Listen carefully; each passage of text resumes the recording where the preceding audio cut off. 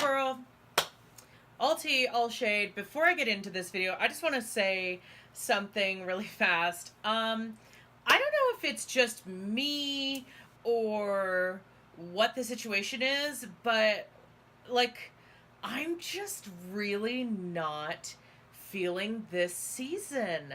I don't know what's going on. I don't know if maybe it's me or like something's just not connecting, but like, I feel like even season 7 was more high energy for me and more like entertaining to me. Something about a lot of the stuff that's going on this season, I'm just kind of like, I really just do not care. I'm your host, not for possession, Narcissa Deville, and welcome to hell.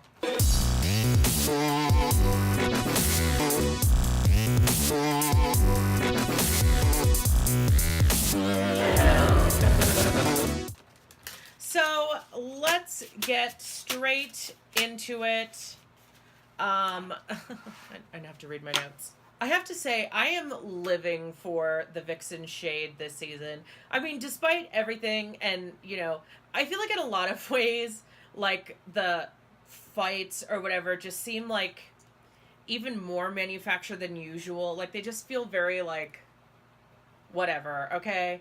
But, like, the Vixen being really real, it's kind of refreshing. But then, like, her whole back and forth with Aquaria this whole episode is just like, girl, like, okay. And then, like, there's a moment where Aquaria tries to pull a Pearl and just kind of dips for a few minutes, and you're like, what the fuck? Okay, well, sure. Like, you know what, listen, Vixen has every right to feel the way she feels, and I feel like, you know, I don't know, Aquaria she has a personality that I think rubs people the wrong way, or at least it rubs me the wrong way. So I kind of have to side with the Vixen on this one, because something about her personality just really makes me, like, side-eye her, you know what I mean? Like, okay, girl, I don't think so. So first up was a little mini challenge selling RuPaul's candy bar, which I thought was kind of cute. It's a cute idea. I'm really, like, I have to say, unrelated to this, I really want to try this candy bar, but I thought it was really funny how they did it, like, you know, ingenue, fresh off the bus to Hollywood, make her laugh. Honestly, for me, Monique Hart and Monet Exchange were, like, my absolute favorites. They were so funny. Some of them I feel like weren't really as memorable, but they definitely were my absolute favorites. So it actually was kind of awesome to see Monique, Blair, and Monet all win that challenge and each become the team captain for the larger Tap That App challenge, where they created their teams to do a ad for 3 different dating apps. Now, this is again, like the episode before it, I feel like this is a very weird challenge. It doesn't really feel funny. It doesn't really feel that pop culture.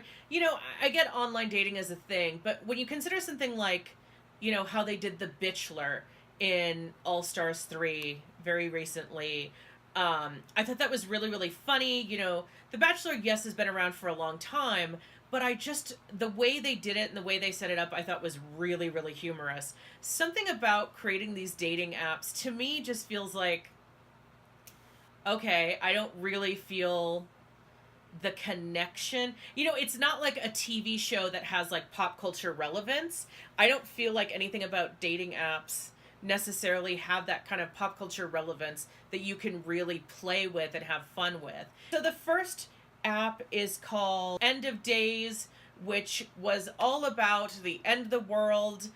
This commercial was actually really funny. You know, who the fuck? Blair St. Clair was the team leader on this one, and I thought they did it really funny. You know, Eureka was in there. She did very well. The Vixen was in there. She was kind of low energy, but then when you watch the video later, at the end, when they show the whole video, I think she did really well. She ended up turning it out. And so I really feel like, Eureka and Blair kind of had the best. Obviously, Miss Cracker was in there, and her dynamic with Eureka was really, really funny. So I think it worked out really, really well. End of Days was obviously one of the more funny apps. And then, of course, they had Fibster, which was basically about people who are pathological liars. That one included Miss Monique Hart and who the fuck else was in that? Cameron Michaels, Dusty Ray Bottoms, and someone. Oh, Mayhem Miller. So this was a very interesting one, I guess. The idea is kind of funny, like someone who's a pathological liar trying to find love with, like, presumably another pathological liar. I think they did okay. The app itself wasn't the greatest. I think obviously Dusty did really, really great. Cameron, unfortunately, as the narrator, really was kind of robotic. Mayhem's part kind of fell through. So it was one of those things where, you know, some people kind of were really entertaining and then some people were just like really, really flat. And last but not least, there was, of course, Madame Butterface, which included Aquaria, Monet Exchange, Asia O'Hara, and Yua Hamasaki. So this was, I think, one of my... it's a tie for me between End of Days and Madame Butterface for, like, how funny it was. Asia O'Hara really, really went all out. She absolutely killed it in this challenge. You know, I love Monet. I always am here for that bitch, but I really feel like Asia just kind of went next level in this episode and this challenge, so really good on her. Aquaria was okay. You know, again, I don't really care for her personality personally, but I still can say she did okay in the challenge. And then, of course, we had Yua Hamasaki, who unfortunately really, really bombed this challenge. I mean, it was tragic. Like, she didn't look ugly as far as they were concerned, and for that matter, when she did her actual, like, bit, it just really fell flat. It didn't make sense. I actually feel like Yua's look was a read on Dusty Ray Bottoms, which was like, because she did, like, dots on her face, which, I mean, it wasn't even a good read, so honestly, I feel like, what were you thinking, girl? Honestly, for me, the best part of this episode was when they were getting ready for the runway, and there was a spider on someone's dress, and they were all screaming and freaking out. Like, honestly, to me, that was the most entertaining part of the entire episode. Like, the whole drama between Vixen and Aquaria, like, listen... I love Vixen. I think she absolutely has every right to be pissed and feel however she feels. But it's like the Aquaria Miss Cracker drama. I don't care. So one of the things I noticed in this episode was Ru seemed very low energy, very soft-spoken. I have a feeling that she might have been sick because something in her voice just seemed kind of off. And I feel like either she's over this as much as I am, or more likely she's just sick, and so she's kind of like, you know, trying to get through it just like anyone would when they're not feeling well. So first up, we have the look from Mama Ru. I mean, how many times can I say it? I think Ru always looks stunning. There's very, very few misses for me with her looks. But this one was like this molten black metal. It was so stunning, so gorgeous, absolutely amazing. 10s. Next up, we had Miss Blair St. Clair in a feather gown. The runway theme this week was feathers. So first up, we had Miss Blair St. Clair in these kind of white feathers. I thought it was okay. It was kind of a cute look. It was kind of... trying to look for something to say about it that isn't, like, not shady, but just kind of boring. I do like this. It's very pretty.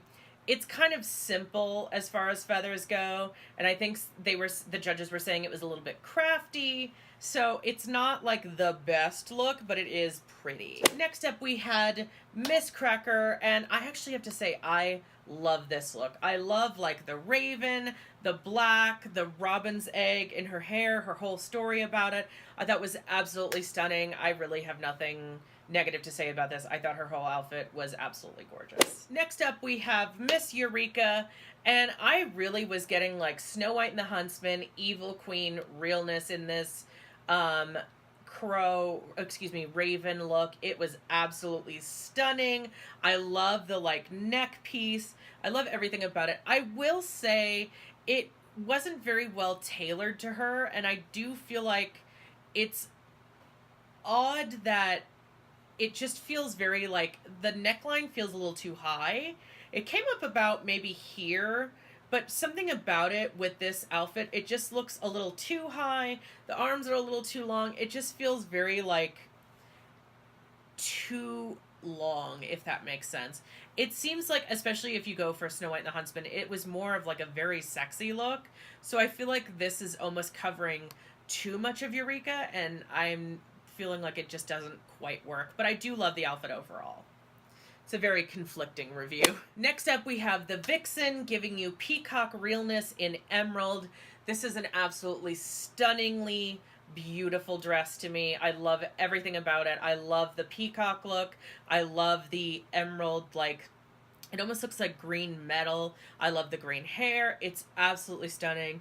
The Vixen looks great. I love that it's asymmetrical, but also she has like the train in the back. It's so perfect and stunning. Next up, we had Miss Monique Hart in what she called a golden phoenix. I thought it was really, really gorgeous. It looks very expensive. It almost looks like season 5 goddess theme. Like, it's white, but it has gold mixed in there. It's so, so gorgeous. Monique is really a queen that I have come to love during this season. I wasn't sure how I was going to feel about her, but I really come to love her. I love her confessional quips. I love the way she says things. I think she's absolutely hilarious. And her outfits are absolutely stunning, so I love it. Next up, we have Miss Mayhem Miller, giving you very much, again, that very vaginal, deep V dress. It's so, so gorgeous. She had the black and the magenta. It's stunning. It's everything. I wasn't a huge fan of the short hair with this dress or the white contacts, but overall, I think it's absolutely stunning. It's very like Mae West. It's so good. It's so good. Next up, we had Miss Dusty Ray Bottoms, and honestly, I was torn about this outfit. This is, to me, and she wasn't judged because she was safe, so I think that's very lucky for her, because honestly, this dress was this outfit, it's not a dress. It is fully a bodysuit with feathers on the side, which almost look hippie, and not in a good way. Then she's got feathers around her boobs and this like weird almost fishtail that goes around her stomach. It's a very weird choice, and she's got all this green, and then her hair is like redder than mine, and she's got on white eyelashes which make her eyes look unfinished, and then she's got the green like all of it just feels very out of place. And honestly, I feel like the white eyelashes or the white lashes are so out of place that it almost makes her look like she didn't do anything for her makeup. Like, all you see is these white lashes. They are so distracting, and I feel like she definitely would have been in big trouble had she been judged, because everything about those lashes are way too much. Oh, and then I forgot about the fact that her like boots have like these weird feather things on her thigh. Like, girl, it is so lucky she was not being judged, because that outfit was a lot. Next up, we have Miss Cameron Michaels, giving you very Maleficent realness. It's gorgeous. This outfit, I wasn't crazy about the face makeup, but I love like the horns and then the black wings with like the gold tip. I actually really think this outfit is kind of stunning. And it's interesting because there's been some looks from Cameron that I thought were very questionable, but this outfit really impressed me. I really thought this was a good one. Next up, we had Miss Monet Exchange, giving you very red. She's got pin curls. I like that her dress is actually kind of an ombre. So she's got like the feathers, and then they go from red to black. I think that's absolutely stunning and gorgeous. You know, I have a sweet spot for Monet, so I really always am going to love her and always going to love everything she does. So, I mean, what else can I say? Next up, we had Miss Asia O'Hara giving you Tweety Bird realness, and this was a lot. I don't know how to feel about this. Asia's performance was really, really stellar for me, but this look was...